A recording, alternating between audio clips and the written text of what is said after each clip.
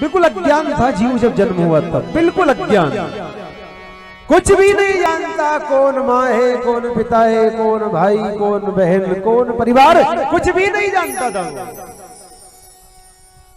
कुछ भी नहीं जानता था। सब कुछ किसने सिखाया? ज्ञान किसने दिया? माँ ने दिया, पिता ने दिया।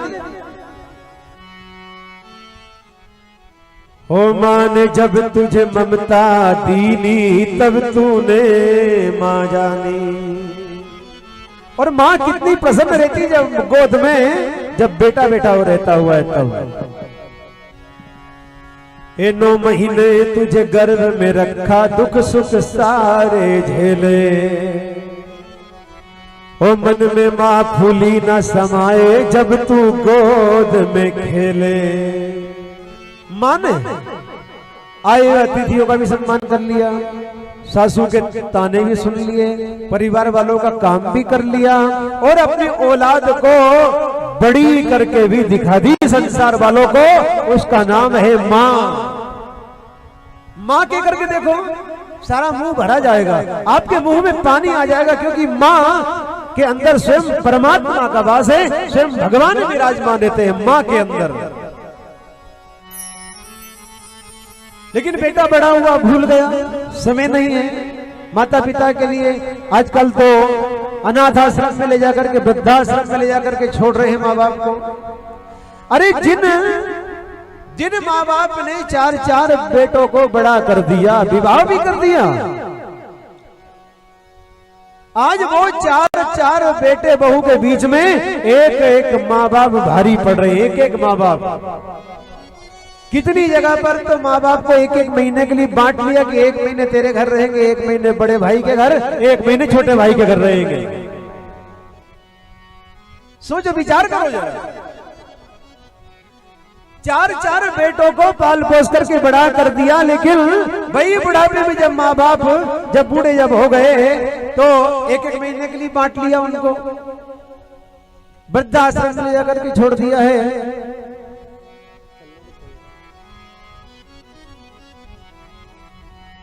ओ मरते दम तक रास्ता देखे बेटा पास न आए।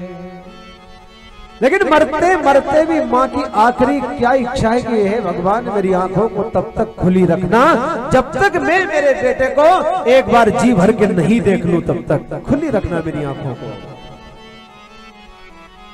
हे मरते दम तक रास्ता देखे बेटा पास न आए। ओ माँ ने तुझको दूध पिलाया पर तू पिला सका नहीं पानी, पर बेटा तूने दूध की कदर न जानी। बेटा तूने माँ की कदर न जानी। वही माँ की ममता रो पड़ती है, कहा मेरे लाल तू वन में चला जाएगा तो कैसे जीवन को बिताऊंगी मैं। लेकिन माँ के सामने ध्रुव हट पड़ गए, कहने लगे नहीं माँ मुझको जाने दो। माँ के चरणों में प्रणाम किया, माँ को परिक्रमा दी है और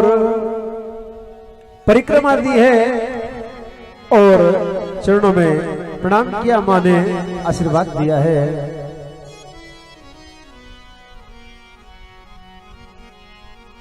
तुझे सूरज कहूँ या चंदा, ओ तुझे दीप कहूँ या तारा, वो मेरा नाम करेगा रोशन, जग में मेरा राज दुलारा। वो मेरा नाम करेगा रोशन, जग में मेरा राज दुलारा। जा मेरे लाल एक दिन तू मेरा नाम रोशन करके आएगा। और आप हम जो ये भागवत कथा का जो श्रवण कर रहे हैं, रोशन सिंह जी दरबार उनके द्वारा ये भागवत कथा का आयोजन चल रहा है।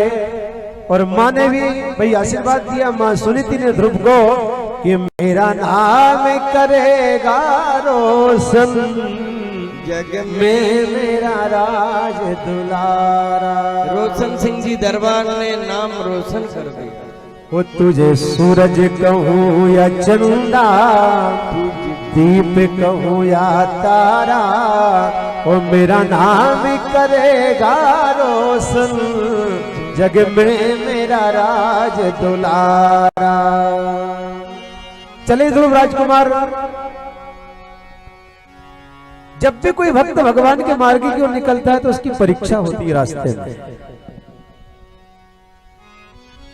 परीक्षा लेने के लिए नारद जी आए, कह रहे बेटा कहां जा रहे हो?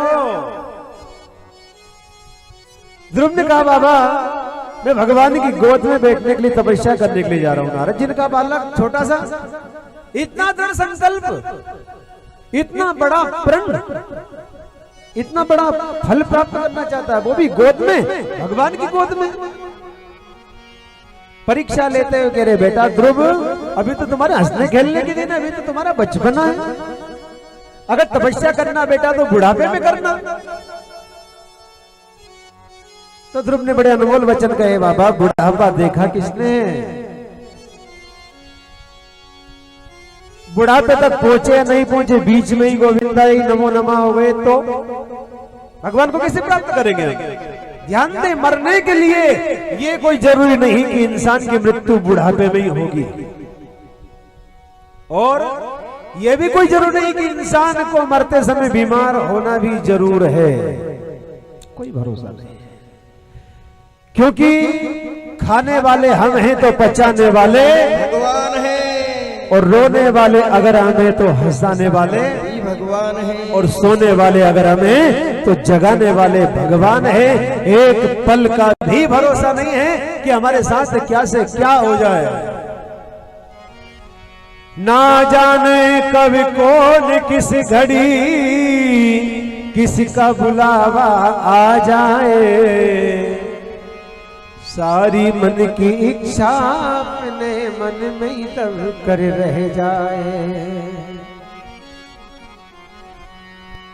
काल ले वारंट यम का जिस घड़ी आ जाएगा,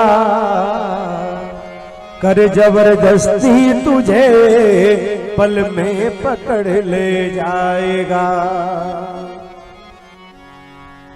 एक भंवरा एक बगिया में पहुंचता है, एक फूल के ऊपर वो भंवरा सुगंध लेने के लिए बैठता है, रसपान करने के लिए बैठा वो भंवरा, और क्या सोच रहा है ये पुष्प मेरा है, ये मेरी बगिया मेरी है। वैसे जब इंसान जब घर का जब मालिक रहता है तो क्या सोचता है ये सारा धन मेरा ही है, सब पूरा परिवार मेरा ही है, सब जमीन जायदाद मेरी, सब साथ लेकर के जाऊंगा, ये सोचता रहता है जीवन भर। वो क्या होता है उस भंवरे के साथ? पंकज कोस में भृंगी फंस्यो, कर तो अपने मन में मनसूबा, होएंगे प्रात खिलेंगे दिवाकर, और जाऊंगा धाम पराग के खूबा। परंतु क्या हुआ? सोचत रहे बिताए दई, फिर भी नहीं जाना वो काल अजूबा। आए गजेंद्र चबाय लियो, और रह गयो मन में मनसूबा, रह गयो मन में मनसूबा। ये फूल मेरा है, ये बगिया मेरी है, सब कुछ सोचता हुआ रात भर बीत गई। एक हाथी आया और उस पुष्प के साथ उस भंवरे को भी चबा करके खा गया, मिटा दिया उसको। सब मन का मनसूबा मन में रह गया।